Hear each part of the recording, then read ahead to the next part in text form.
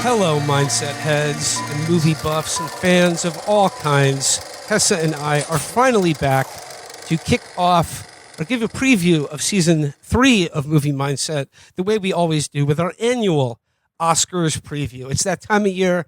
It's the Super Bowl for movie fans, Hesse. And I cannot be happier to be back talking movies with you. I am so psyched. The Oscar bells are ringing. The children in the streets are singing.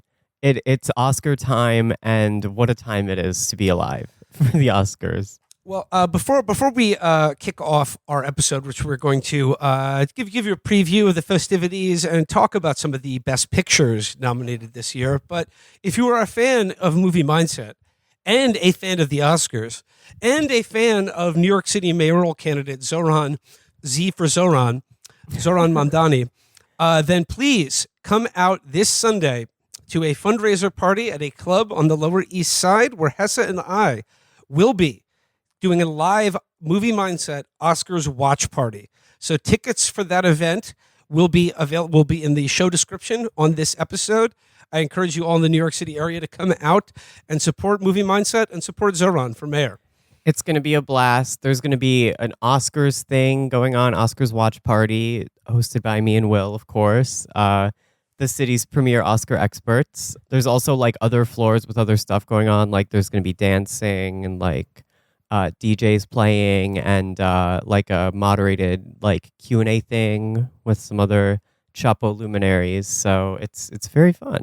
And this is an opportunity for New York City to have a movie mayor, a Movie Mindset mayor, because his pedigree is that he is the son of filmmaker Mira Nair, who directed Mississippi Masala, starring Movie Mindset subject Denzel Washington. So hopefully he will be bringing to Gracie Mansion the requisite movie watching skills and knowledge that you'd want from a New York City mayor. Our current mayor, unfortunately, I don't think he's seen a movie. I would be surprised if Eric Adams has seen even one movie in his life. I think like if he's seen one movie and it's Rush Hour 3. And he's like, this is what they're all like. They're all like this. All right. So this year, it's been a heck of a year for movies. And by a heck of a year for movies, I mean a fairly bad year for movies. Yeah. There hasn't been a lot of heat on the. I mean, we got Megalopolis, of course, which, you know, was totally snubbed at the Oscars because of its because it sucked and was terrible. But I still haven't seen it. I feel guilty. I've been a very bad current movie watcher because there's 2 movies of the Best Pictures nominations that I haven't seen. Apologies to I'm Still Here and Nickel Boys, although I've heard very good things about them. But then there's a glut of like not Oscar noms, but still movies I've heard good things about that I have neglected to take the time to see. Mm-hmm. I haven't seen The Apprentice. I haven't seen A Different Man. I haven't seen like La Chimera. But we have seen 8 of the 10 Best Picture nominations is not bad. And if you want to watch, if you're mad at us for not seeing all the movies, you watch them yourself, okay? You get out there and watch the movies. Yeah, fuck you.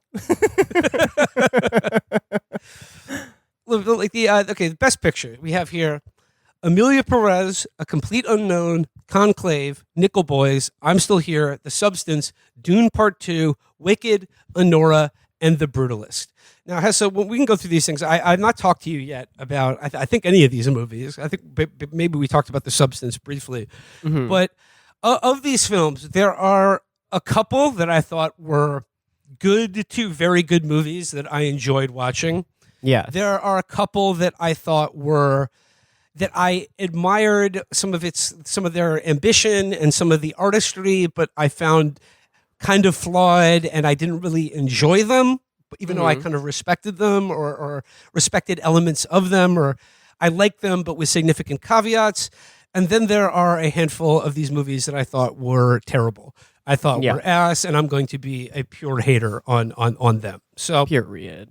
as a of the Best Picture nominations, where would you like to begin? Should we start with The Brutalist, because I know that that's a movie that you and I have both seen most recently. Yes, So, I just finished watching it today. Okay. This weekend, in preparation for this episode, I was worried that I wouldn't have enough time to watch The Brutalist. So I began to prepare in my head a bit in which I would describe the plot to The Brutalist despite not having seen it.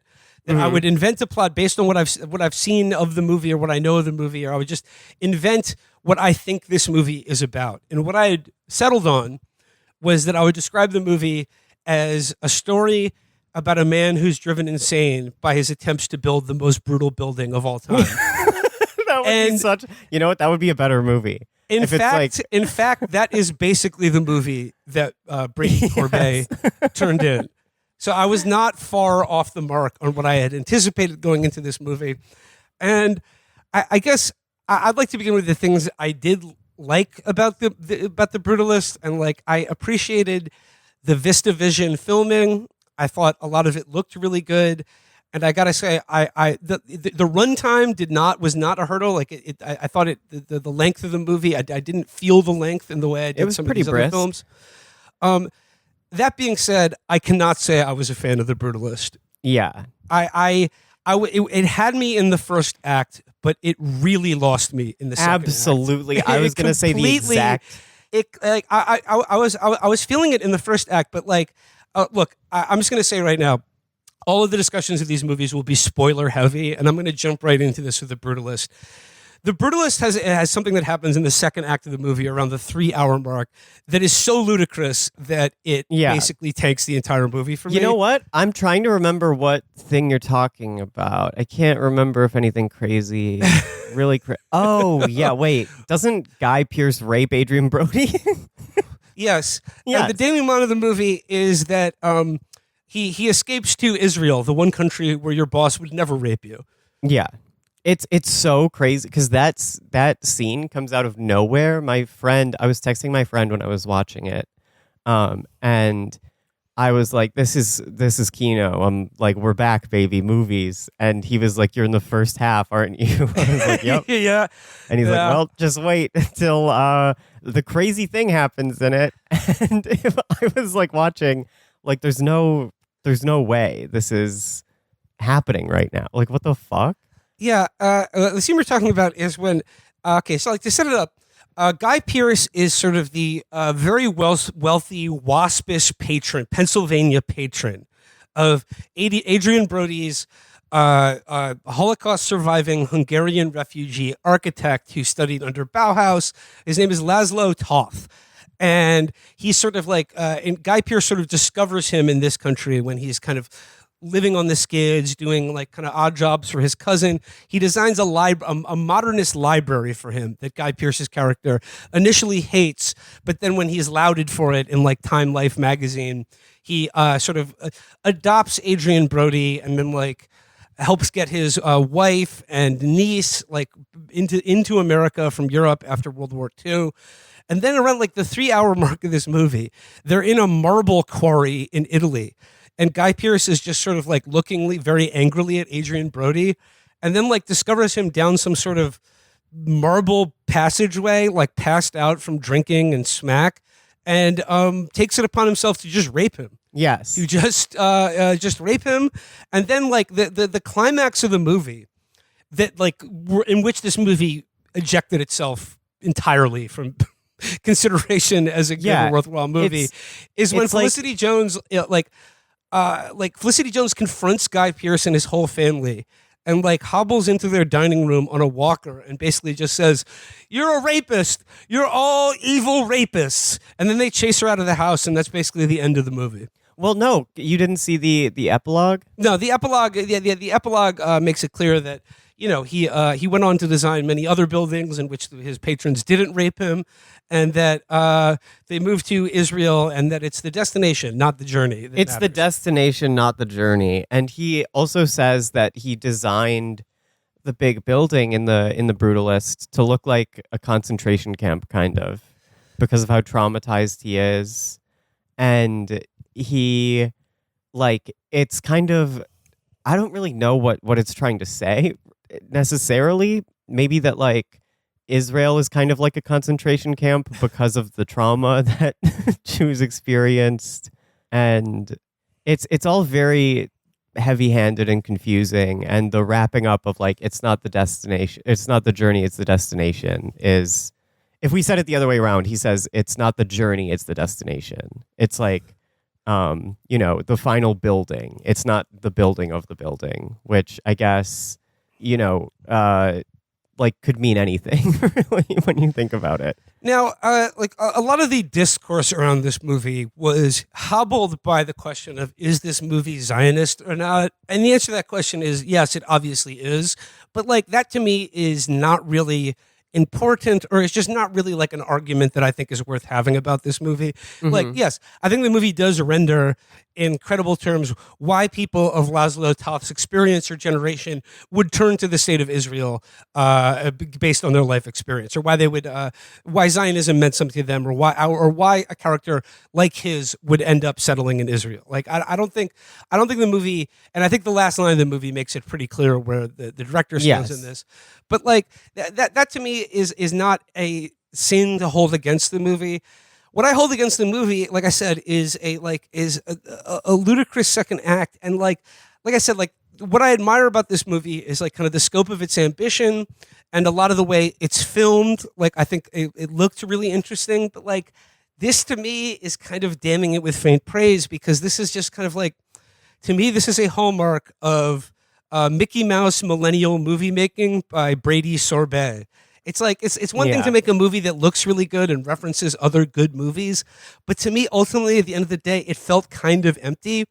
And nor was I bowled over by really any of the performances in this movie. I thought Guy Pearce was good, because as this kind of like highly enthusiastic but menacing, like kind of wasp patron of the arts, and I could tell something evil was going to happen with him, but in no way, shape, or form could I have anticipated that he just straight up rapes Adrian Brody.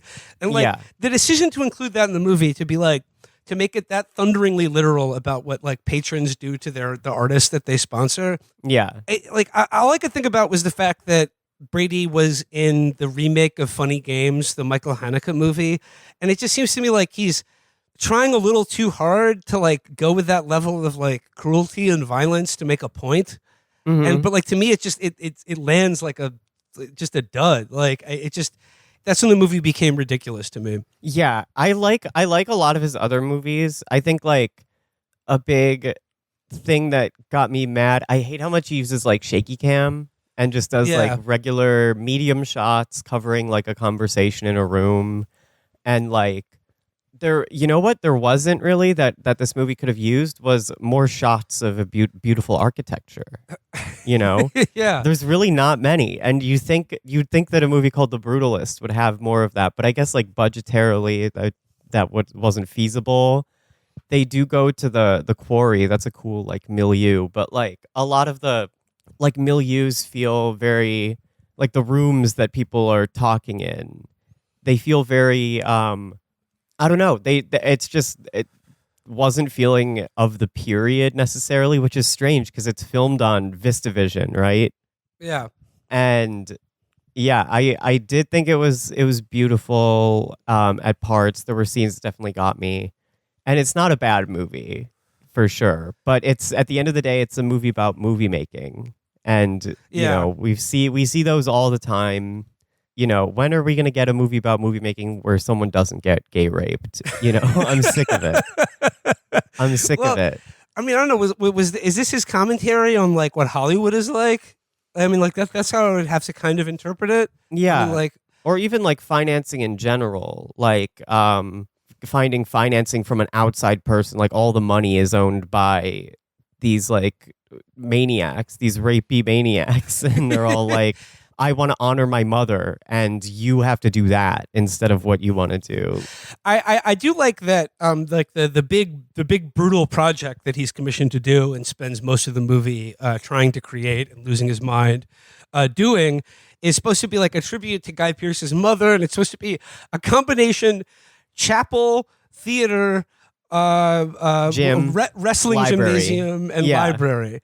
And like, but the chapel is very important. And like, this gets to the movie's themes of like how immigrants are treated in America, the immigrant experience in America, like whether like despite no matter how much success you seem to have in America or how embraced you seem to see for any immigrant, but for Jewish immigrants and refugees from the Holocaust in particular, the movie makes the case that like his wife, the Felicity Jones character, in a letter quotes Goethe in the beginning of the movie that no one is more enslaved than someone who thinks they're free. Yeah. And I think that is sort of like the point about the immigrant experience in America that this movie is trying to make. But I did enjoy it's very important to the people of Pennsylvania that their community be respected and that they make this Holocaust surviving architect build them a Christian chapel. And that's like most of his focus. But I did like that at the end when it revealed, yeah, that the Christian chapel that I built for all you Keystone rubes out there is actually my take on what Dachau was like or Buchenwald was like for me. That's like it's like a fuck you to the guy who's like, I wanted to honor my mother. I want her name to be visible on it. He says at one point. Yeah, and he's like in retrospect, that's a scene where he's like, I want her name to be visible on it, and he's like, oh, okay, sure.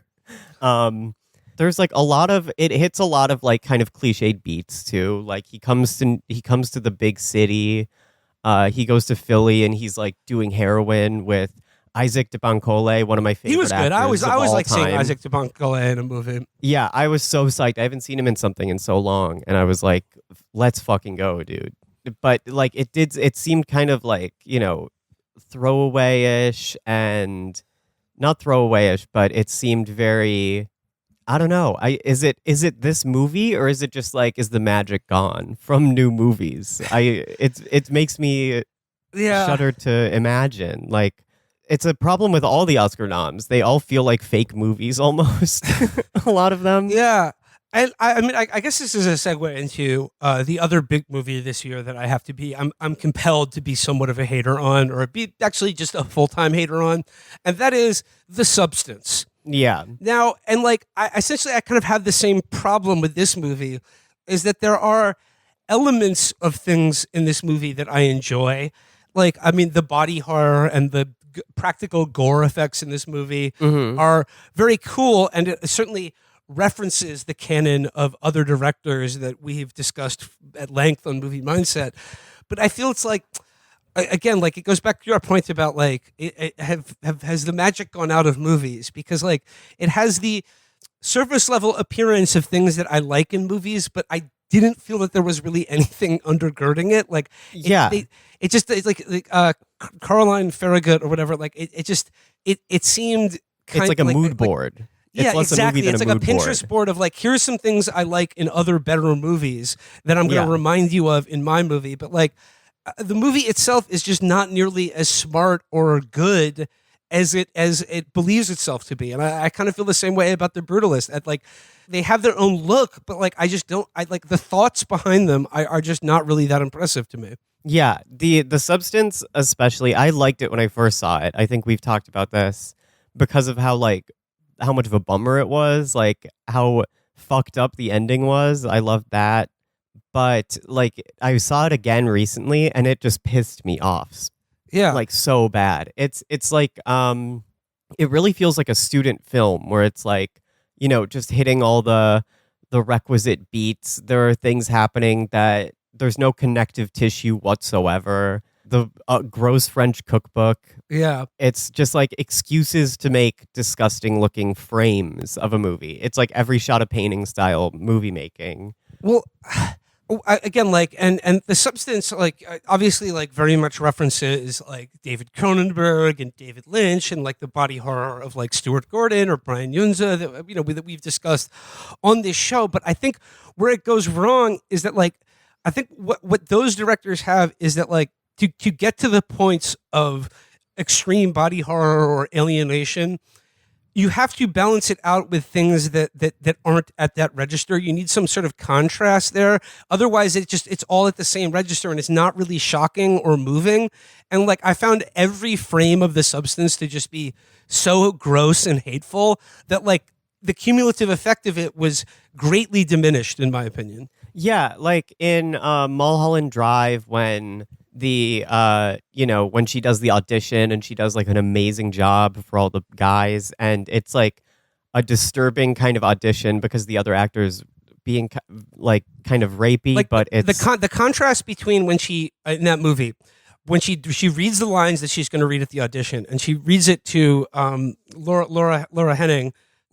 I'm sorry. Yeah, Laura Herring when they're practicing. When they're practicing it, and like Naomi Watts' character, she gives it as this very like upbeat soap operatic, like the it's standard, like two friends having fun. Yeah, standard movie audition. And then in the actual audition scene, like the exact same scene and exact same dialogue is played in a way that's really disturbing and has like overtures of like rape and incest. But like the thing about that, it also is that is in the like context of the movie that they're creating, that she's doing that. And then when they snap out of it, it's kind of like, it was a little real because of the lecherous actor that she's reading this scene with. But the real thing that's happened is that she just did such a good job, and it's like a triumphant moment of her being like a moment of like, oh, you are not a flash in the pan. You're not just a pretty face. You're an incredible actress. And this is like, in the substance, there's nothing really like that. It's like, oh, you're just beautiful. Like, that's it. And like, I guess it could work, but in the substance, it's viewed as like, you're beautiful, but also like, the way we're going to film this it's all very creepy. It's all very like spooky. There's no happiness really that the character can possibly achieve. Like, it just feels so hollow. And I guess that's kind of the point of the movie, is that like modern society and beauty is like hollow, and Hollywood is really cruel to women past the age of like 25. And I never knew that. It's like, I get it. Like, yeah. However, like another major problem I had with The Substance is that like I don't like it when genre like prestige movies throw on like a patina of genre over it, in this case like grotesque body horror, but then fail to follow its own rules or conventions of the like genre trope that they're dealing with. And I'm speaking specifically about how in the movie, like as Demi Moore gets more and more desiccated as her younger copy or like double continues to like push the treatment past the 1 week window when you're supposed to switch back to your other self, and making like the original Demi Moore body get more and more like disgusting and degraded. Like they show her like popping like her kneecap back in place, or like breaking her toe walking down the stairs. She becomes this like emaciated crone, right? Mm-hmm. All that leads to a scene where the crone and Margaret Qualley have like a big fight in her apartment, where they're like throwing each other through plate glass and like and it's like Sharon Stone and Arnold Schwarzenegger in Total Recall. Like, but like the Demi Moore character is getting just drop kicked around this room, and she's springing back up like Bruce Lee in Game of Death. I was just, wait a second, like you just showed me 10 minutes before like her kneecap just popping out of place when she tries to get out of a recliner. And now she's going like full on gonzo like fight mode with her younger duplicate, and she's just like just throwing punches and jabs like she's in the ring. Yeah, and like that scene also goes on for so long. That's the other thing, when you're doing like a mood board type movie like this, it's like fine to do, but like you've got to keep it moving, I guess, and like it just keeps lingering. Like scenes will take so long, and it's like, it just doesn't know when to end a scene, because it's like, oh, this scene is so effective. Why should we end it now? And the ending especially, you see that problem.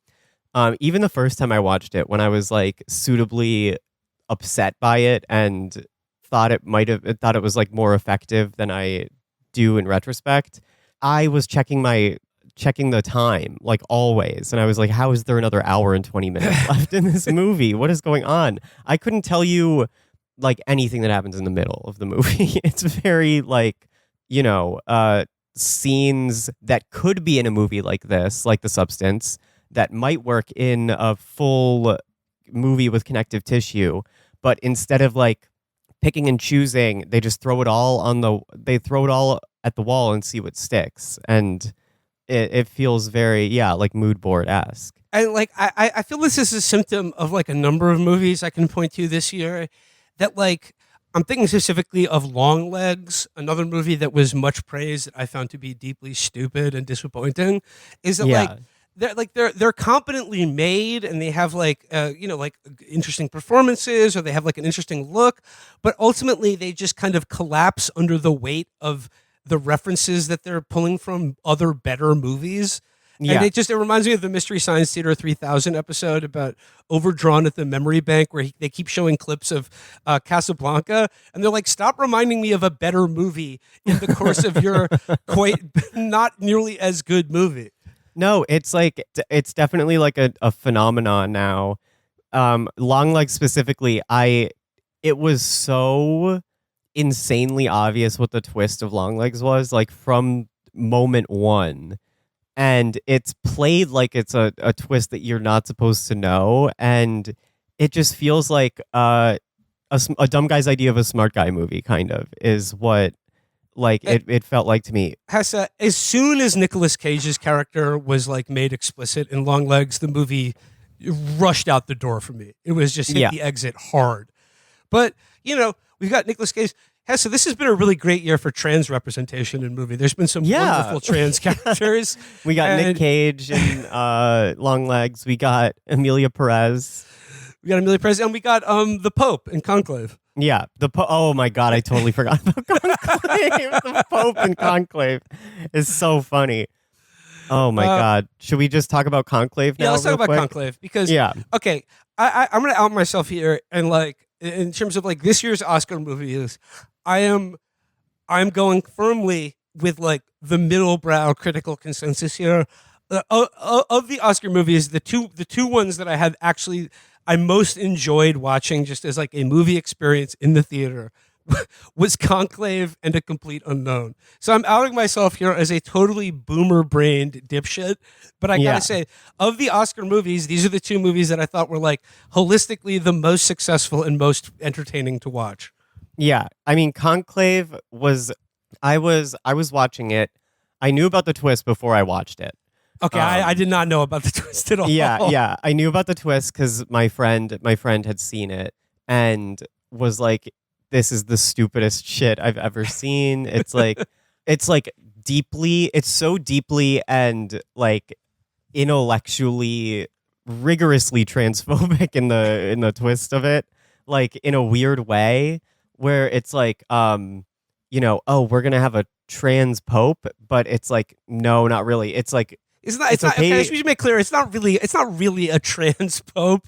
Yeah, but it's someone who was born of basically intersex and that like lived most of their life as a man, but then was like had a medical condition where doctors uncovered that he also has a uterus. That he was born with some level of like indeterminate male and female sexual secondary sexual characteristics. And he discovers this after he becomes a priest, and he's like, if I knew, I never would have become a priest. It would have been the gravest sin of all time for me to. But because he didn't know, it's fine, and he can still. He's like a Catholic Pete Buttigieg, where he's just like, if I could have torn that uterus out of me, I would have. And the Pope is like, I'm gonna pay for you to get a surgery to remove your erroneous uterus, and not erroneous. What's the word I'm thinking of? Vestigial? I don't know.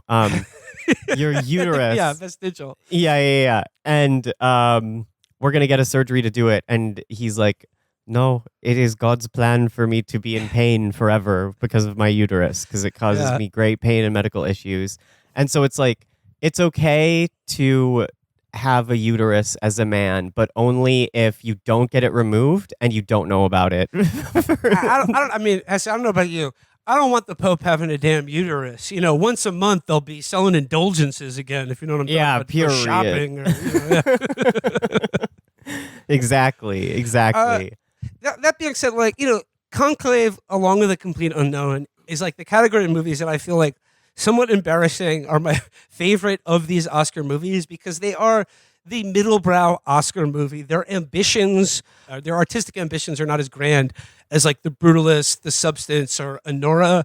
But like because of that, because they take less of a big swing, I think they connect. I mean, they get some wood on the ball a little bit better than those other movies. And like with Conclave, how can I not like it? How can I not basically enjoy this movie? It's got we've got movies with Ray Fiennes, John Lithgow, Stanley Tucci, Isabella Yeah. Rossellini, and it's just people talking and the vaping cardinal. We have Cardinal Tedesco, Oh my my favorite God, character in the dude. movie. Cardinal, free Cardinal Tedesco. He, Yeah. he should Hesse, be the new pope. if I was in the conclave, despite the fact that Cardinal Tedesco represents the most reactionary right wing facet of the Catholic Church, look, I'm not Catholic. There's no skin off my back one way or the other. I'm voting for the vaping cardinal. He had swag. He had swag for days. There's like a scene where he comes over, like his introduction is him yelling at someone like, "Don't touch my cape," and then in like the next scene, the first scene where you see him talking,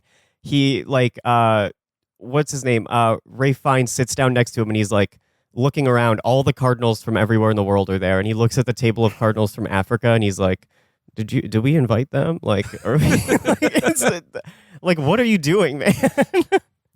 And like, this is a movie that I think does a good job of like, through basically only dialogue, creating a good sense of like narrative propulsion, intrigue, and some really good performances as they sort of like, the plot of the movie is that, and by the way, amazing. I mean, we can talk about this year's the most disastrous Oscars PR campaign in movie history in terms of Emilia Pérez when we get to that movie. Conclave is going to have the most successful Oscars PR campaign in history. Because mark my words, if the actual Pope Francis dies before Sunday, Conclave is a lock. And I'm saying all the momentum is behind Conclave right now. When do the final votes go in? Aren't they? Isn't the last day? It's like the 21st or something, right? There's still time for the Pope to die. There's still time for the Pope. Yeah. And I mean, it's a talking in rooms movie about like solving a mystery. Yeah. What's there not to love about that?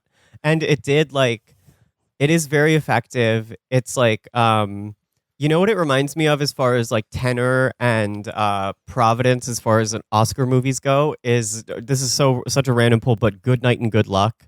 Like, right. Just people talking in rooms, like well made enough, really good actors, like middlebrow critical consensus fare. But like I said, it's a solid base hit in my opinion. Yeah, totally. And I do think it would be funny.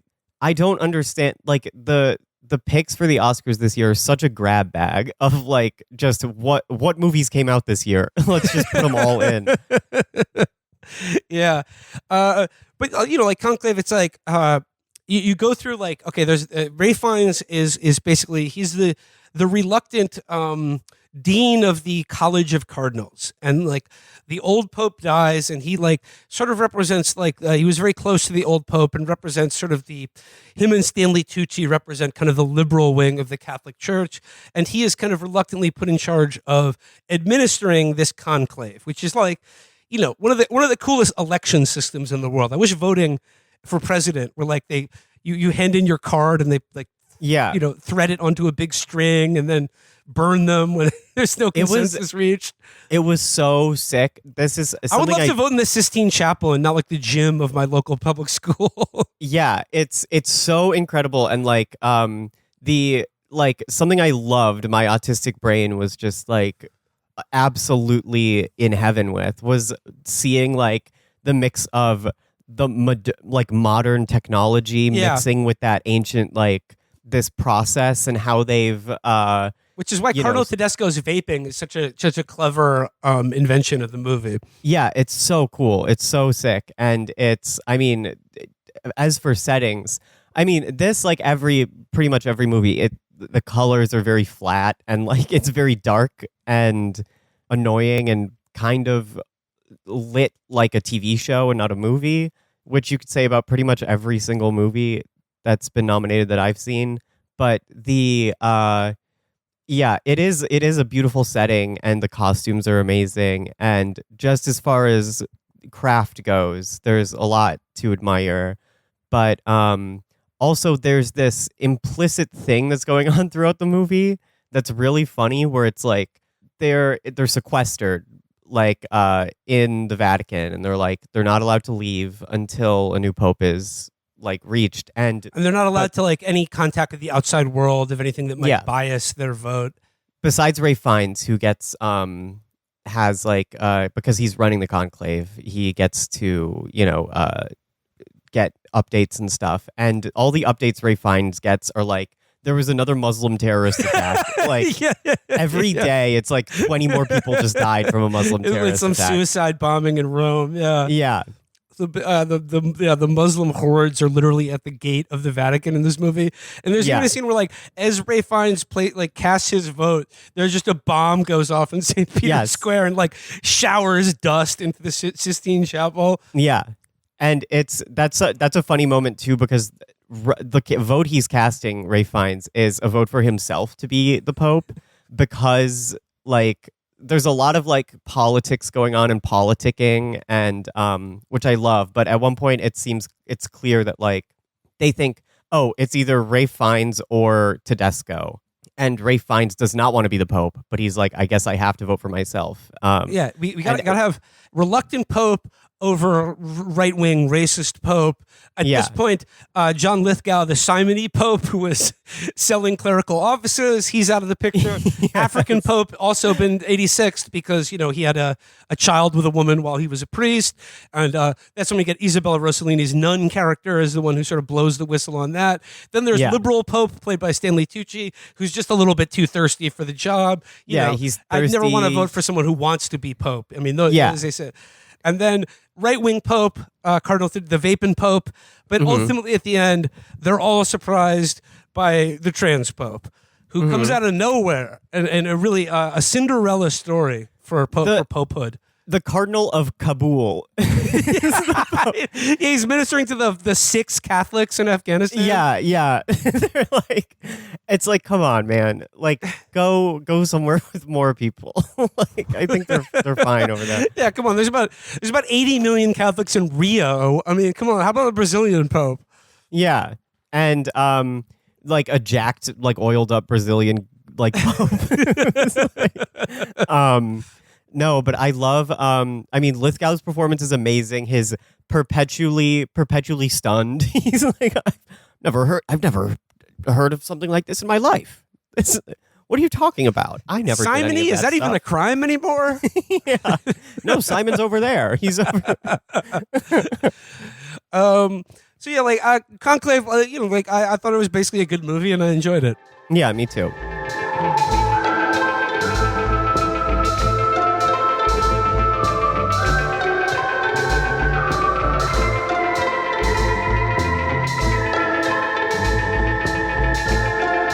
Let's go to the other of the middle of the road boomer brain movies that I got. I feel almost embarrassed to admit this, but A Complete Unknown was my favorite of these movies. Yeah, you know what, Will? I have a confession to make. I still haven't seen it. I'm sorry. I'm so sorry. I did a worse job than you preparing. Look, this is a continuation of James Mangold's Walk the Line, Johnny Cash extended cinematic universe. Now, I should say that like I am not Dylan pilled. Like I respect Bob Dylan, but he's just not one of my guys. Yeah, same. Warren Zevon's first solo album washes everything Dylan's ever done in his career. Mm-hmm. But that's neither here nor there. Look, James Mangold, the guy directs good movies, okay? The kind of good, decent pictures that you'd watch with your whole family. Like, he makes well done movies, good cast, and I really enjoyed A Complete Unknown. I thought Chalamet was great as Bob Dylan. And I love him. I say it's the Johnny Cash extended cinematic universe because shortly after watching A Complete Unknown, I decided to watch Walk the Line again, which is another just very good movie that I really, really enjoy. Yeah, it's like a standard, despite what Walk Hard did to it. It's which is pretty fun Bodies. Bodies, every music movie ever made. Yes. But Walk the Line, like, is kind of like the blueprint of the modern, like, of that modern music biopic. And, there were so many copies of it, like Ray and like, which also is a good movie, I think. And Elvis, but like, yeah, Elvis. Well, they kind of all stopped after Walk Hard came out, and people were like, I don't know if we should be doing this style of movie anymore. And then Elvis kind of like restarted the fervor. And Elvis, I feel like, is in almost a different category because it's so weird and like fucking like it's shot like in this insane way. But yeah, I'm no Dylan hyper fan either. I love Timmy C. I've seen several scenes from the movie, like the scene where he meets Johnny Cash, and Johnny Cash is like, I'm a cool guy. What are you, Jewish? That's pretty cool. I'm drunk. Okay. I'm about to drive. Drives away. Was it in Boyd Holbrook? I thought was very good as Johnny Cash. But I say it's the Johnny Cash Extended Cinematic Universe because there's a scene in Walk the Line where Joaquin Phoenix portraying Johnny Cash is like flying on uppers or something and is like sweating out of every pore in his face and is like geeked up and like excitedly telling his parents, played by Robert Patrick, that he's like, I wrote a letter to that folk singer. Remember I wrote that letter to that folk singer on a plane I was telling you about? He wrote back. This guy's a genius or whatever. And like his parents are like, oh, shut the fuck up. No one cares about freewheeling Bob Dylan. And he's like, oh, I told you, I wrote this letter to Bob Dylan on an airplane, and he wrote back, oh my God, he's the greatest artist of our lifetime. A complete unknown then portrays a scene, it shows in the movie a scene where Boyd Holbrook, playing Johnny Cash, writes that letter on an airplane to Bob Dylan. And then, of course, they meet each other. I'm like, Johnny Cash is like, you're all right, kid. And then he's like, okay, I am going to use electric guitars at the Newport Folk Festival. Yeah. But like, I mean, what the movie is essentially about is like this epochal moment in American popular culture that like very important for my parents. I remember my dad telling me about it.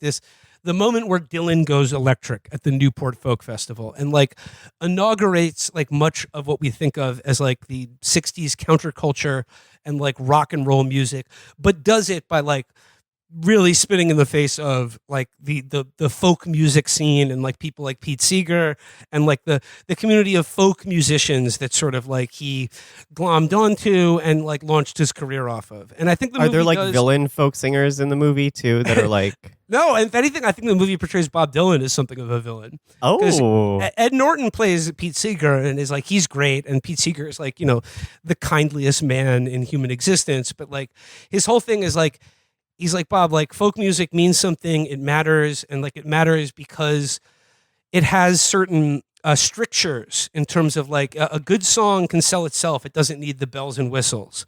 And he's like, and it's also part of a broader left-wing social movement that he hopes will be like building the foundations to create a socialist society in America, like a society and a culture based on solidarity, tradition, and like, a kind of lefty patriotism. Like the first scene with Pete Seeger is like when he's being convicted of performing "This Land Is Your Land" as like it's in the McCarthy era, and he's being like harangued for his lefty politics. Yeah. And then like Bob Dylan comes to New York City from Minnesota, and then immediately meets Pete Seeger in the sort of hospice care of which Woody Guthrie is currently residing towards the end of his life. And he blows him away with some song that he wrote for Woody Guthrie, and he becomes the darling of like that Greenwich Village folk music scene in New York. Now, we've talked a lot about like movies that remind you of much better movies. The movie that bodied a complete unknown is Inside Llewyn Davis, because like I don't know why anyone would make a movie about Bob Dylan after that movie. Yeah. That's like the most that movie's so depressing. Yeah, it is one of the most. There are so many scenes in Inside Llewyn Davis that like have that perfect Coen Brothers quality of capturing in the smallest detail what hell feels like. Yeah. And I think of the scene in that movie where he steps in an icy puddle in Chicago, and then he cuts to him sitting at a diner counter, and he's like taking his soaked sock out of his like sodden shoe and like flexing his toes to try to get some heat back into them. And I was just like, it sends chills up my spine thinking about it. And also Llewyn Davis is a piece of shit in that movie too, which is like the most beautiful part of the whole thing. He's just like, kind of a shithead, and he's like, that's what I think of when I think of like folk music is like a a guy like Llewyn Davis. I don't know if that's like bad. Well, I have to give credit to A Complete Unknown because I think this movie does consciously kind of portray Bob Dylan as something of a shithead and a fuckboy. And that's what I loved about Chalamet in the role. And I love it, like his relationship to Elle Fanning and the Monica, the woman who portrays Joan Baez. She was also in Top Gun Maverick. And they're both very good. But I love his relationships with the women in this movie are so funny because he is, even in the 60s, the more things change and the more things stay the same. In New York City, it's fuckboys top to bottom. Yeah. It's like you have a guy over for the night, you fuck him, and then you wake up in the morning and he's writing songs in your living room, being like, yeah, I don't know, I'm trying to leave me alone. I'm trying to write the next song right here. Yeah, it's all greasy dicked, wiry guys like in Brooklyn. Yeah. And if he was alive, he even has the Zoomer Broccoli haircut. Like, yep. It's all there. All the pieces are there.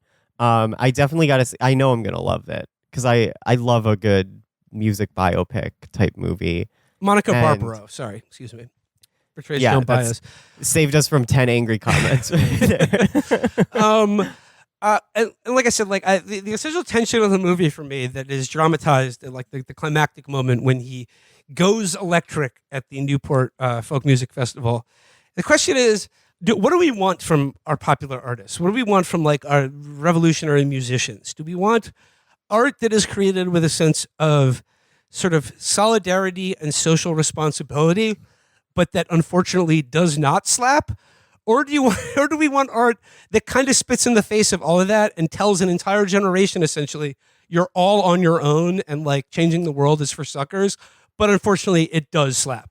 Yeah. And the first keyboard like riff of Like a Rolling Stone that he opens his second set at the Newport Folk Festival with, the first lines of that song is, how does it feel to be on your own? Yeah. And that, I think ultimately that was Bob Dylan as kind of a chimeric sort of like, chameleon-like artist who was like certainly a genius in reinventing himself over and over again and channeling a kind of a certain spirit of the moment he was in. But like essentially the message that he defined himself with was speaking to like the 60s generation that it was like, had just come out of the civil rights movement and was like really believed in something, and they believed that through like collective action and culture that they could change the world for the better. His message to all of them was basically, grow up.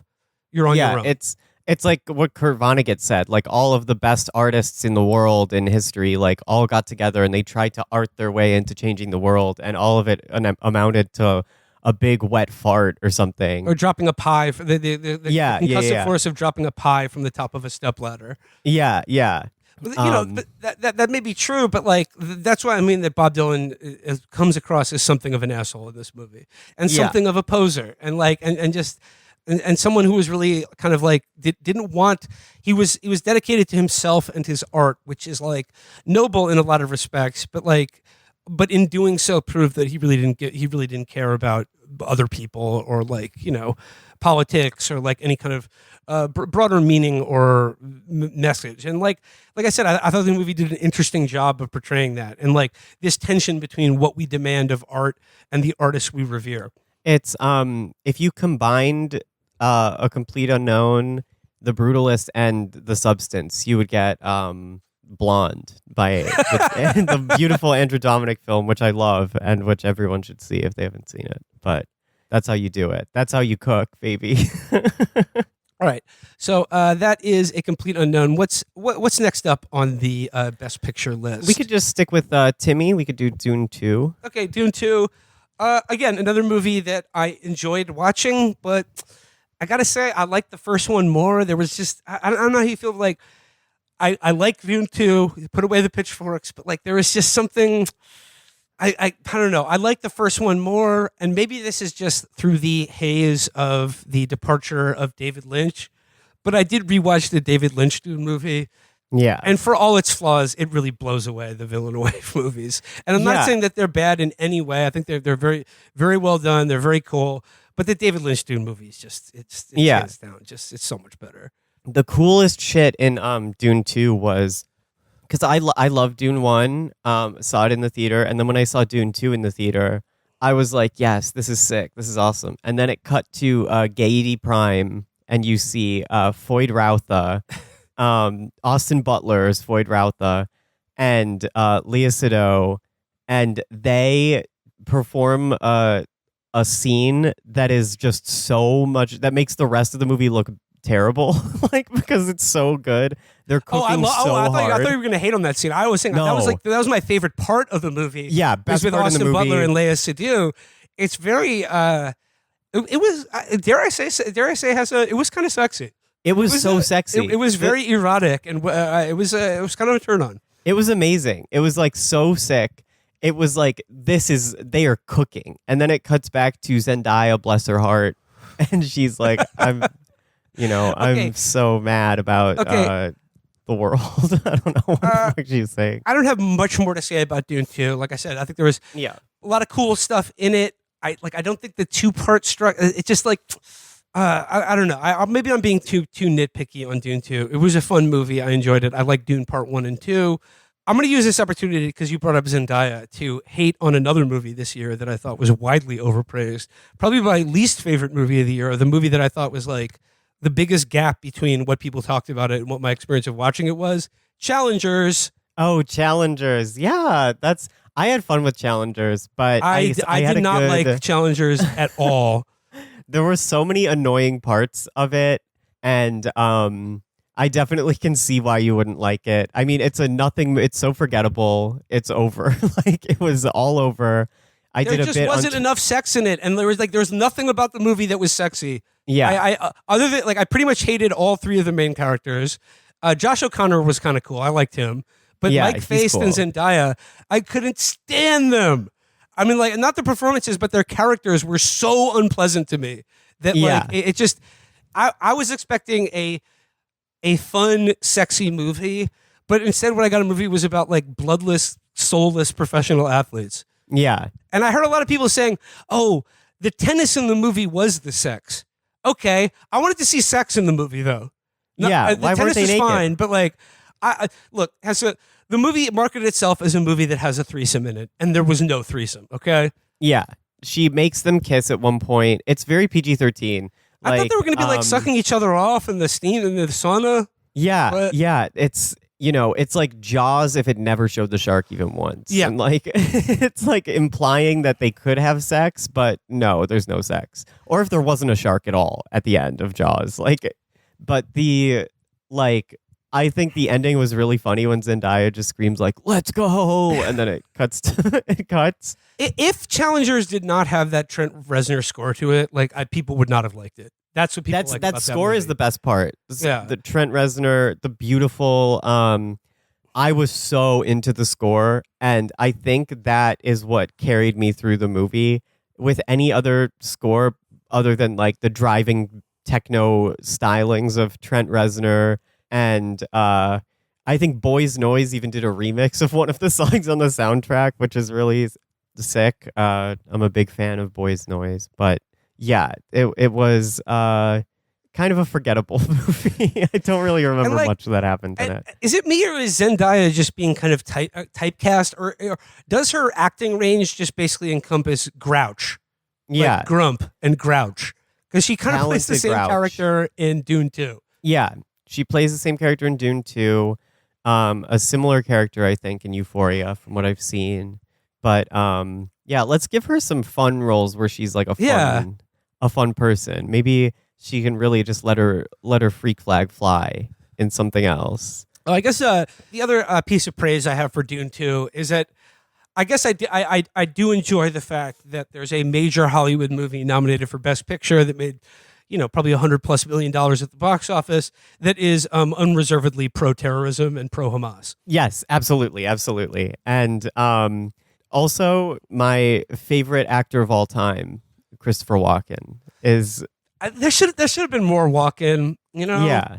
I was like, I love seeing Walken in anything, but like, they should have had more of the Padishah Emperor, in my opinion. Everything needs more Walken. It's just a fact of life. It's just true.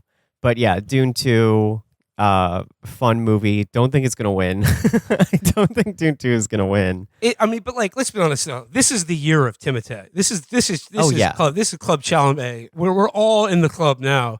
Yes. This is New York City boy makes good. And I gotta say, did you see Timothy's acceptance speech at the SAG Awards where he's like, I'm trying to be one of the greats. I was feeling that because like I've long said that more people should talk about movies like they're sports. Yeah.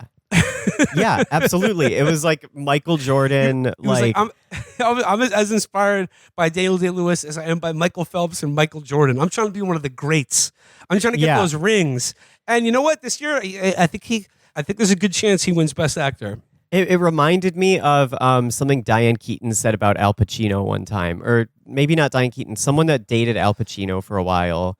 They were like, he's amazing, but he's married to acting. He can't that's his true love, and no woman can compare to acting for him. And I feel like Timothy is like, that's me, baby.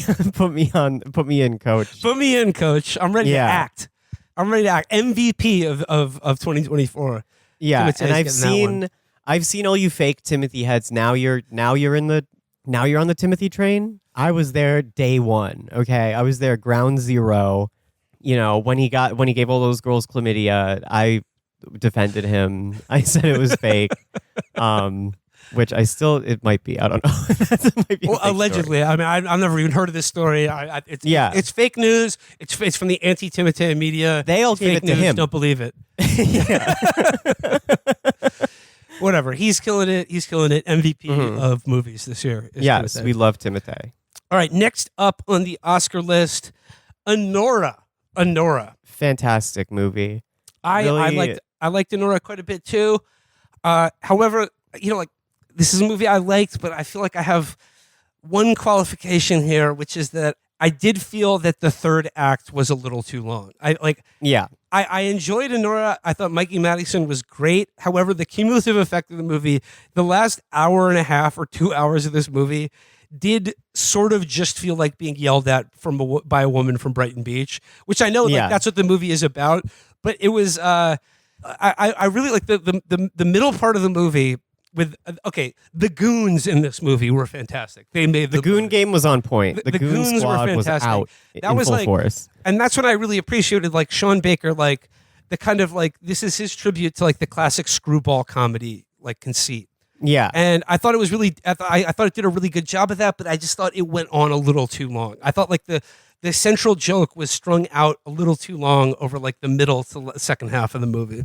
Yeah, and the you saying it's like his play on a screwball comedy really locks a lot of stuff into place for me, because as we've talked about before, the main defining feature of a screwball comedy is that they're so stressful and they're like thrillers basically. Yeah. And this one really delivers in that sense where it's stressing you out so bad at all times, and it feels like a runaway roller coaster kind of, which I love, but it's very stressful. It's a stressful movie to watch. Yeah, it's a stressful movie, and I think like at some point it kind of passes the breaking point. Like I said, like for me watching it, it felt like being yelled at by a woman, which is an unpleasant experience for anyone.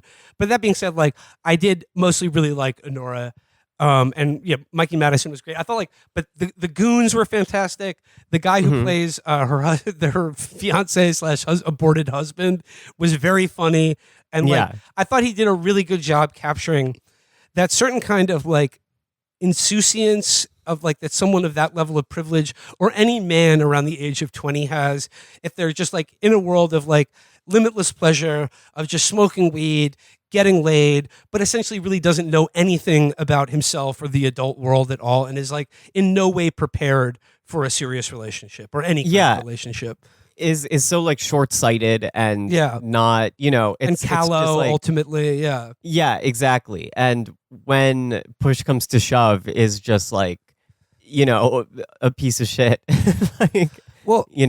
here's like the question of the movie is that like if we're going on the like screwball comedy template, like screwball comedies or really many movies of like the golden age of Hollywood are about like no matter what the plot is, essentially they are mechanisms by which a couple is created.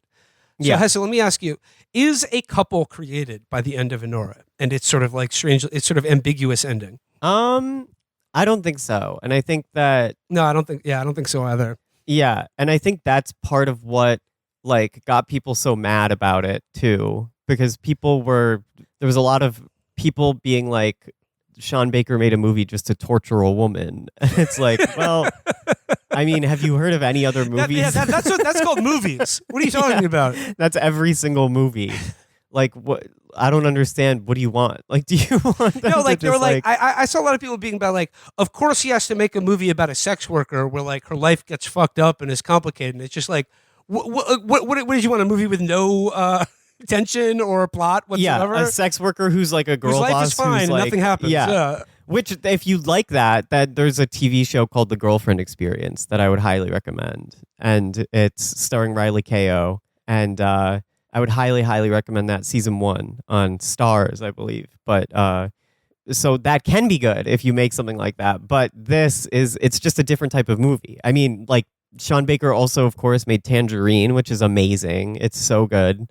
Well, I mean, like all of his movies are really like. I mean, the thread that connects all of them is his treatment of how that sex and money are like inexorably linked in like in capitalist society. That, Yes. That like all sex is about money. All relationships are about money, and it's like he has a like it's treated both lightly and seriously in his movies, and I think there's a real tension there, and I think that's another thing people are sort of mad about, or I don't know, like they can't really decide whether this is a movie is like a celebration of sex work or like a searing indictment of it. Yeah, and I think like that the idea of a movie having to choose between celebrating something or indicting it is like so ridiculous on its face. And like I don't understand how you can watch this movie and think, oh, Sean Baker has no empathy or for this woman whatsoever. I do understand how you could think that about the substance, but Yeah. like and even like there's nothing like inherently wrong with that either. Like the substance is directed by a woman who has no empathy for the main but it's one of the most really. hateful movies towards women I think I've ever seen. Yeah. And it's all about context, and it's all about like what you're looking for in a movie. If you don't want to be stressed out and you want everything to work out great for a sex worker, don't watch a movie about it. I mean, like you could watch and like it's stressful, but it's not like anything truly horrible happens in the movie either. Yeah. Like I mean, the scene where they tie her up is very funny. It's really yeah. funny, yeah. And like, yeah, you can watch like The Girlfriend Experience or like Working Girls, the Lizzie Borden movie is another one where it's just sex workers, going to work basically and just like doing shit and hanging out.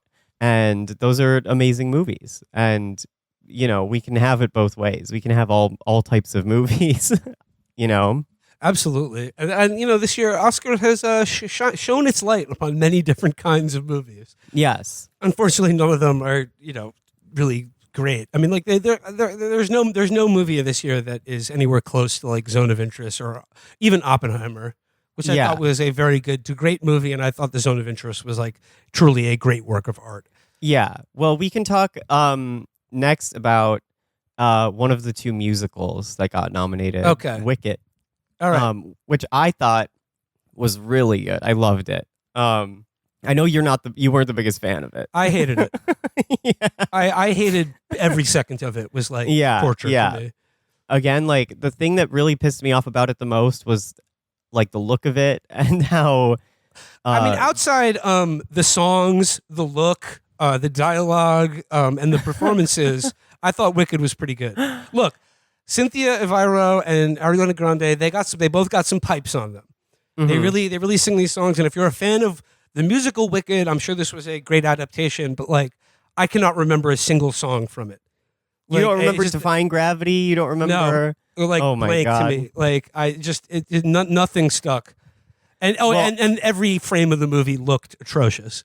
Yeah, it's very CGI heavy. The costumes were awful. It's just like the humor of everything in it was just I found it unbearably grating. Yeah, I think I probably have a special love for it because I love the musical. I listen to the soundtrack of the musical all the time as a kid, which is a surprise. I've actually been on like a classic musical tip recently. Oh, Like, what have you been watching? Oklahoma and West Side Story. I watched those back to back, and those are like classics. two of the greatest masterpieces of American film, in my opinion. And Oh like, yeah, absolutely. the songs and I guess maybe it's like the songs from those musicals were probably so ingrained in my head that like it just the defying gravity and popular just didn't penetrate my brain. I don't remember any of the lyrics or melodies because right now, dear kindly judge your honor, Oklahoma. my parents treat me rough with all their marijuana. They won't give me a puff. And the of best course, song in the fucking movie. the farmer and the cowman should be friends is just banger. It's just straight fire. It's pure heat. All like those movies are pure heat. I think one thing we can take from this batch of Oscar movies is that the musical's back, baby, and they're bringing it back. How effective it is. I think Wicked is up for debate. All my friends loved Wicked because of how gay they are. What a They're shock. all gay or trans. Yeah, what a shock. But Well, okay. I enjoyed it. I like. Go ahead. We saw this year's movies were big on themes, sort of gay and trans themes and characters. What did I knew nothing about the musical Wicked outside the general concept that it's like a revisionist take on the Wicked Witch of the West from the Wizard of Oz. Yeah. What did you make? I was sort of like taken aback that like a good chunk of the plot of Wicked concerns like an extended civil rights analogy as it relates to talking animals. Yeah, animal genocide. It's the main plot point of the Wicked of the musical basically is that the talking animals are like second-class citizens. They're treated They're being very oppressed by poorly. Jeff Goldblum. Yes, A career worst performance for Jeff Goldblum. Well, have you seen Thor? Thor Ragnarok? Yeah, I have. Look, he was having. I mean, I know Jeff Goldblum just plays Jeff Goldblum anymore. He doesn't really do characters anymore. But he was sleepwalking in this shit. And Michelle Yeoh, I'm sorry, like again, not a good role for her. Not a good role for her. Yeah, it's very like just giving everyone their flowers, like just giving jobs to the people that focus groups say that everyone would like. But like the musical itself has like a crazy plot where it's like the Wicked Witch is basically like on Team Animals, and she's green because her mom drank with her in the womb. And Glinda has to basically be like she becomes like a comprador. She becomes like a collaborationist with Oz, the Great and Powerful. Yeah, she's like Mon Mothma in Andor, basically. I think it's a great musical. I love the songs. My favorite song, For Good, was not in part 1, but hopefully we will see it in part 2. Another 3 hours. Can't wait. But I was also really surprised by how well they adapted, like, because the musical is like all singing. And I was like, how are they going to turn this into a movie? Like, what are the scenes going to be, And they kind of did it I think they did it well. They just, like, structurally they did it well. But, like, visually it ended up being, like, CGI chase scenes and, like, bad CGI action. Again, this is just me being, like, old man Miniker here. And I think, like, watching much better movies has poisoned my appreciation of these movies. But, like, when I was watching Oklahoma and the original West Side Story, just the vivid technicolor and depth in every frame of those movies are just like they're singing as much as the music does. And like Wicked was incredibly colorful, but it was all just like flat slop. It was just like this. It looked like everything looked like a screensaver. There was just no depth, and like the colors were very bright, but they were like once again everything was just at the same level of brightness, and there was no depth or field of vision, and it was just like it made everything just like slide off my brain like grease or something. Yeah, it made me it did make me like yearn for the days of like like Kiss Me Kate, to bring up another classic musical. Like there's a part in Kiss Me Kate where they do a number and it cuts to an ethereal plane kind of that is like the dream sequence in Oklahoma that looks like, yes, like exactly. a Dali painting or something. Yeah. We got to bring back matte paintings for oh shit my like god, this. yes. Because they just look better than whatever they're using right now. Like probably not I don't know, probably not green screen. I don't know if they're using green screen or It was green LCDs. face, more like it. Yeah. Or LEDs. Green face. Hey. But yeah, this is a crazy movie. The marketing has been insane because of Ariana Grande. I gotta say, the flying monkeys look like complete ass. Yeah, they really, really poor. But like at the end of the day, it's for kids, and I'm like, maybe not Oscar Best Picture material, but there's a category for that. It's called Best Animated Feature. Okay. Yeah. I'll say it here. I'll say it again. Cartoons are for children. Yes. Period. No, I'm just kidding. Real movie mindset heads know how to read between the lines of the inflammatory statements I make on this program. Yes.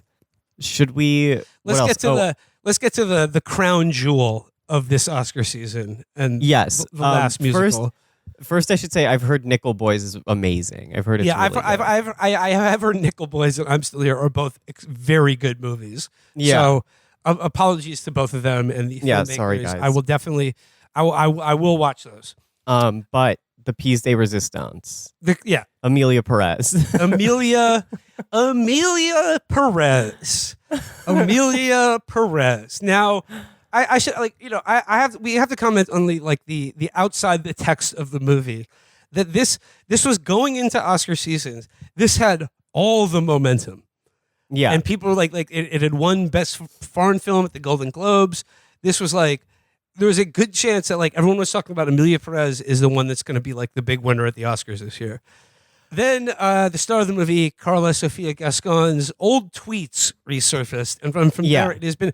I feel now this is kind of a collective effort to make sure that no movie produced by Netflix ever is credited for anything ever again, which I gotta say I kind of support. But Hesse, maybe you'll disagree with me, but I was talking to Catherine about this, and people were a little too happy to take down Carla Sofia Gascon. Yeah. And the thing is, here's what I'll say. Yes, her tweets are very racist and offensive, but the thing you have to understand here is that she's European, okay? Exactly. She is an old European person from the LGBT community. So of course she thinks there's too many Africans in Spain, or at least is willing to ask the question. Yeah. It's it reminds me of Stefano Gabbana, Dolce & Gabbana, those guys. Yeah, or Karl Lagerfeld or something. Yeah. It's just an old queenie LGBT European affectation. I'm not saying it's good, but I'm saying that I'm not surprised. I do not endorse. And I don't think. Yeah. But come on. Yeah. Kevin Spacey won an Oscar, right? There are way worse people with way worse opinions than believe. Mel Gibson won a shitload of Oscars, right? Yeah. I guess this is before Twitter, before people knew what he thought and believed. So I guess it's a little bit different. But yeah, this is the social media era now, so we're exposed to the rough edges of people that we want to be movie stars. Yeah, and I think that her opinion probably. Hopefully has changed since then. I think that, yeah. I mean, the fact that Netflix didn't immediately take away her, delete her entire social media history and send her to woke re-education camp is a real bag fumble on their part. That being said, all of this would be in service of a movie that I'm not exaggerating when I say is probably one of the worst movies I've ever seen. Oh my God. See, I kind of liked it. Wow. Okay. Well, state your case for this movie being anything other than the word I would use to describe it is punishing. Yeah. Okay. Well, I think that it's really funny at some parts. Wow. I guess it's funny to talk about in retrospect, but it did not elicit a chuckle out of me watching it. I'll say that. Yeah, I think the scene where they do a candlelight vigil for all the missing children of the world was really funny. I mean, it was funny in how tasteless it was. Yeah, And exactly, how tasteless exactly. and crass and offensive it was. That's what I guess, mean. Look, not to be Mr. Woke here or anything, this movie's gotten dinged for a lot of things, and like, so I'm sure you can talk about the trans representation that this movie features, but like, if I had to pinpoint one thing this movie was really offensive, it was its depiction of Mexico, which I found to be schlocky, cloying, and condescending in the extreme. And the way this movie takes like real life narco atrocities of like all those like mass murdered students and like mass graves of just disappeared people, I found this movie's rubbernecking made me very queasy in the way this movie invoked like the real life narco violence and atrocity of Mexico in a way that I found was just like completely tasteless. Oh, so tasteless. And like the other thing, like the way it works in the plot of the story is ridiculous because it's, you know, Emilia Pérez used to be. She's responsible for all of these fucking disappearances and murders. And when she discovers that there are missing people, her response is like, "Oh my God, no one told me." Like, it's like, okay, come on. Well, this is what I mean about like, like this movie is very much about like a trans character and like, you know, someone transitioning from male to female and living their life, like living their life as a woman is like, you know, like it's what the movie is about. But like, I found it a little difficult to take because the movie seemed to imply that through the process of transitioning, you can go from being one of the most evil people in Mexico to one of the best. Yeah. It's really like it's really crazy. I also love the sequence where Zoe Saldana is trying to find a doctor to do sexual reassignment surgery on Emilia Pérez and goes to Thailand first, and there's like a dance number with all the doctors, and they're like, "This is the famous from Penis to Vagina." Hello, very nice to meet you. I'd like to know about sex change operation. I see. Men to woman, or woman to men. Man to woman. From penis to vagina.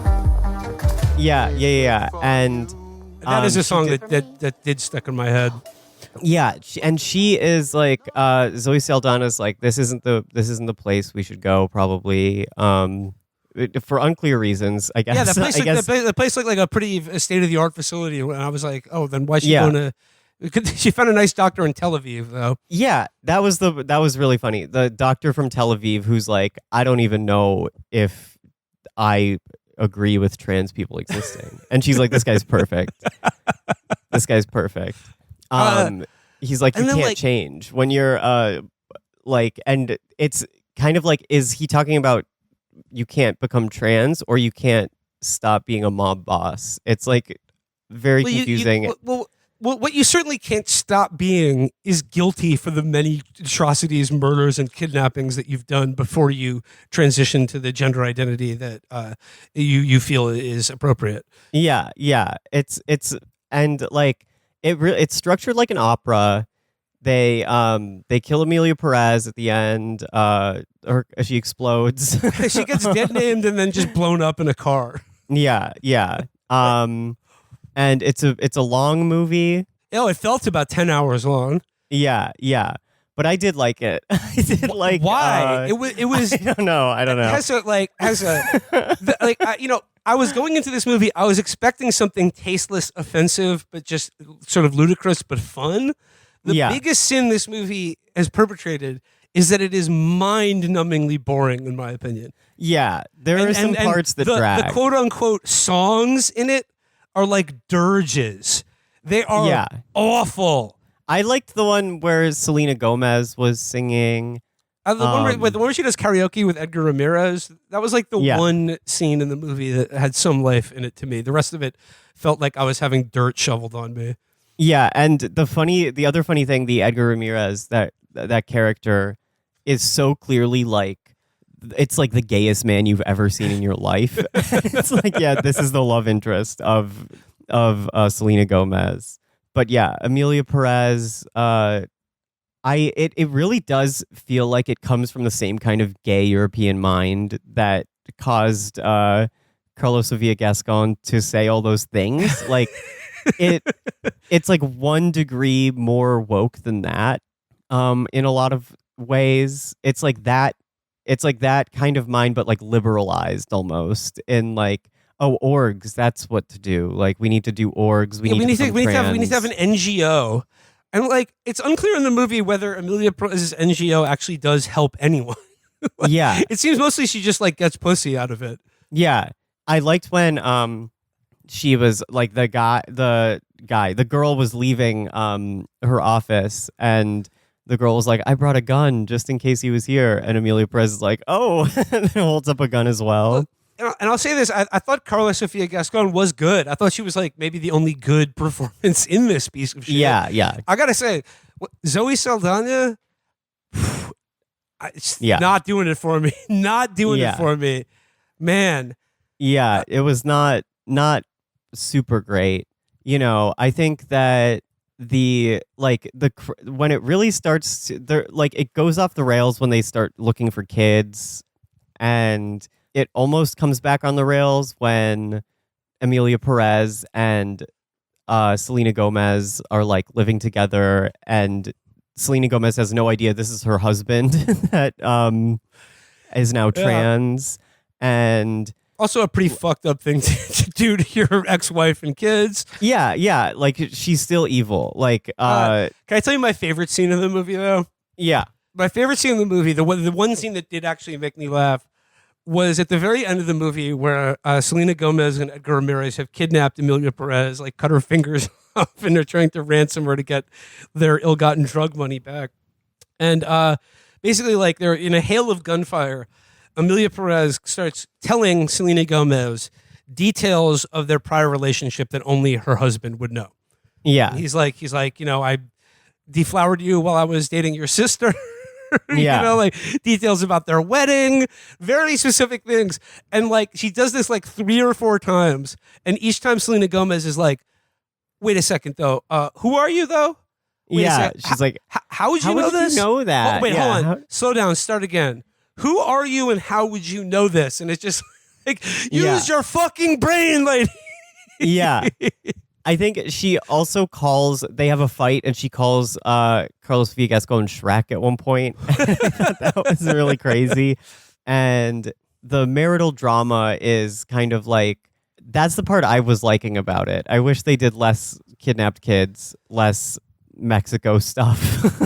Definitely should have left the Mexico stuff on the cutting room floor. Oh, so like 90% of the movie then? Yeah, I agree. Yeah.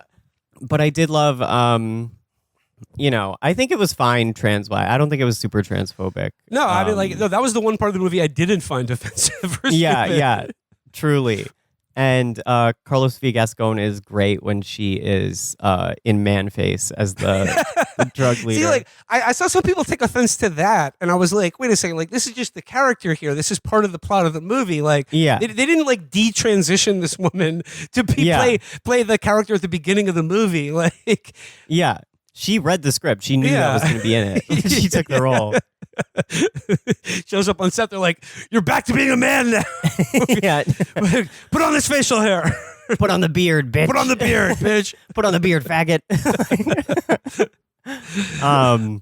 But yeah, I don't think it's a great movie for sure. It's definitely, I wouldn't watch it again. If anyone, I don't know which of these I would watch again. Hated every second of it. That's my review.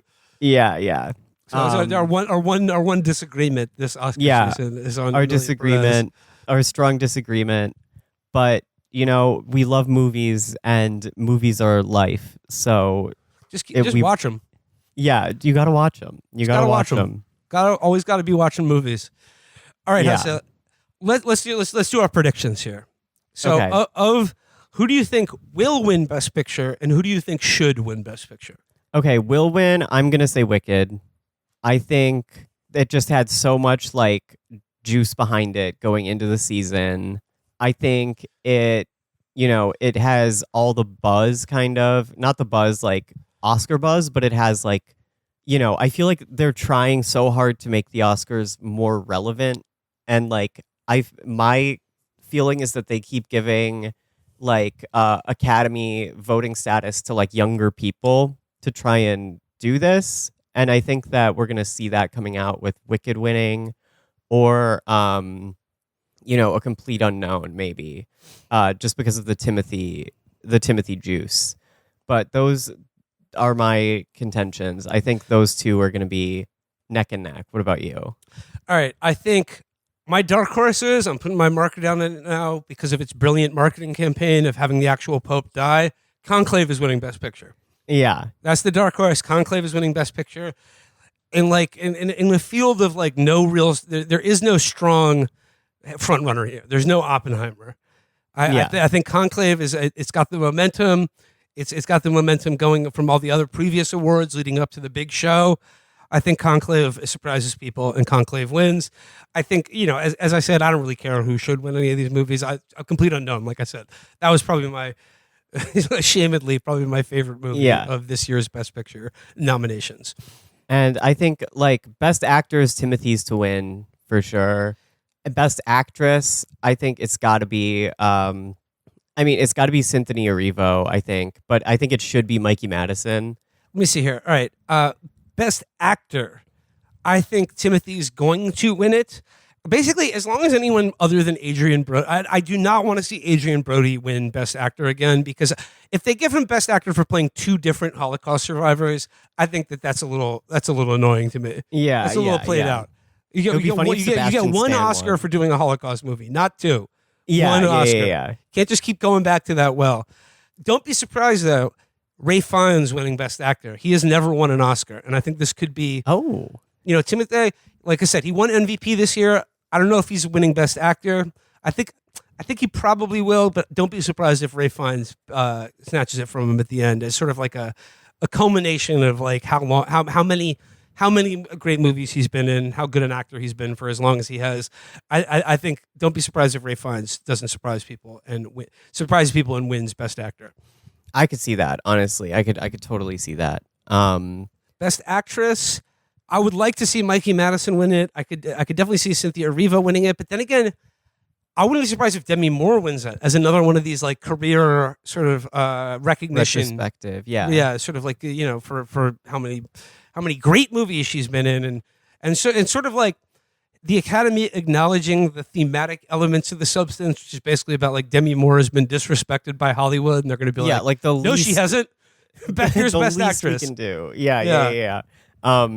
I did recently watch An Indecent Proposal with Demi Moore in it, and she was amazing in that. She was amazing in that. Yeah, that's a crazy movie. But yeah, she is a good actress in that wild movie. She does a really great performance. And as far as supporting, Best supporting actress, Zoe Saldana, Felicity Jones, Monica Barbaro, Ariana Grande, and Isabella Rossellini. I could see Zoe Saldana winning it, but you know what? I think they're going to give it to Isabella Rossellini again. Like at least one of these, either Ray Fiennes, Demi Moore, or Isabella Rossellini will get the career capstone Oscar. As a recognition of how much they deserve it and how good they've been over the breadth of their career. You'll see if it happens for one of them, then that means the other two probably won't happen. But I would like to see. I think I would like to see Isabella Rossellini win. But I think probably Zoe Saldana will win, or maybe not Ariana Grande. She's not going to win. Yeah, I don't know. She might. I think she might. But I think actor in a supporting role, it's got to be Jeremy Strong for The Apprentice. I think like they just love like a guy playing Roy Cohn. I think they're going to love that. Like, I haven't seen The Apprentice, but I think a guy portraying a different rapist is going to win Best Supporting Actor, and that's Guy Pearce. Yeah. Okay, yeah. I could see that. But you know what? He ran afoul of Spacey recently. Another bad Oscar PR thing. He waded into the fact that Kevin Spacey accosted him on the set of LA Confidential many times, and then Kevin Spacey released that video saying, "Grow up, guy. Grow up." Grow up. We were playing around. That doesn't surprise me at all. He's so hot in LA Confidential. And Kevin Spacey's a rapist. Not because he's hot. I'm not saying he asked for it. I want to see Guy Pearce win because I've been a long time Guy Pearce head. I love Guy Pearce in pretty much everything. I think he's a great actor. And I did like him in The Brutalist a lot. I thought he was very frightening and menacing. Yeah. And annoying too. He plays an annoying kind of character. And last one, best director. We've got Coralie Farragut, The Substance, James Mangold, Sean Baker, Jacques Audiard, and Brady Corbet. I think Brady's probably going to win it, but I would like to see James Mangold win it. Or Sean Baker. I wouldn't mind Sean Baker winning either. Yeah, I would love if Sean Baker won. I wouldn't mind if Brady won. I think they're going to give it to Jacques Audiard. No way. No way. My mortal lock is that Emilia Pérez, like, maybe Zoe Saldana wins, but there is no way they're giving Jacques Audiard Best Director. Well, we'll see. I think it would be very funny if they did. If they were like, well, sorry that your actress is, sorry that your tranny misbehaved. Here's your reward. Well, so we will find out on Sunday night. And you will find out with us if you buy a ticket to the Zoran for Mayor fundraiser. Yes. And it's going to be very fun. I love watching the Oscars. I'd be doing it at home, but it's going to be very fun to do it with you in front of a live audience. It'll be so fun, yeah. That does it for the Oscars this year. But usually Oscar season is when we begin to gear up to do Movie Mindset Season 3. And I'm wondering, I know we've talked a little bit about it before, but can we give people just a little preview of what we're thinking of being on deck for this year's this season of Movie Mindset? Yes, absolutely. Because you've already programmed two pairings that I think are very interesting, and I'm very looking forward to. Yes. Which pairings are I have a list of all of my. Okay, the Red Shoes and Perfect Blue. The red-blue pairing about how colors drive actresses insane. Yes, absolutely. That's a beautiful. I think that's going to be a really cool one. And then I was also really looking forward to your pairing of trans issues and trans characters in 90s cinema, which would be Neil Jordan's The Crying Game and David Cronenberg's M. Butterfly. Two really, really powerful movies that are The Crying Game is very much not talked about anymore, and if it is, it's usually talked about in the context of how sort of offensive it is. But I think it's time for a re-examination of that movie. Yeah, one of my favorite movies of all time. Truly, it's a masterpiece. And M. Butterfly is also amazing. One of the most probably the most slept on David Cronenberg movie. That's also incredibly gut wrenching and powerful. Yeah. I'm getting chills just thinking about these two beautiful films. And another thing we discussed is doing a one movie episode. Should we reveal? Yeah. Finally, Casino will be tackled. Finally. And we're going to dedicate the whole episode because there's so much there. There's so much to talk about. And we just need, we need the Chapo final say on Casino. One of the best movies ever made. And, given his passing, I was also considering doing a single episode on Inland Empire, which is another movie that I know that you're, hugely fascinated by. And I think that might be as well. As far as some of two of the directors that I'd like to feature on this season, I've been promising Noah Cohen a Sam Peckinpah episode. So I would like Noah Cohen to be our guest for a Sam Peckinpah episode, in which I'd like to do Bring Me the Head of Alfredo Garcia and Pat Garrett and Billy the Kid. That's a beautiful pairing. And then I think I'd like to get Andrew Hudson back on to do Fritz Lang. Beautiful. To do M, I think, and M in Metropolis, or M, and then I think one of his film noirs from his Hollywood days, like Scarlet Street or The Girl in the Window. And another one that I wanted to do was Point Blank. A Lee Marvin episode, or just Point Blank and paired with another. I think we can discuss it. I think Point Blank is so weird and singular that maybe another weird singular. Maybe one of the Johnny To Hong Kong movies. Yes. Triad Election or something. Yeah. Exactly. What's the not Election? What's the name of the one I'm thinking of? Exiled. Exile. Yeah. Exiled. Okay. Yeah. All right. I think that's enough of a taste of Movie Mindset Season 3. We will fill out the rest of the gaps before it launches, but just be on the lookout for Movie Mindset Season 3 coming soon. Yes. And then be on the lookout for Hesse and I live at the Zoran for Mayor fundraiser on Sunday night.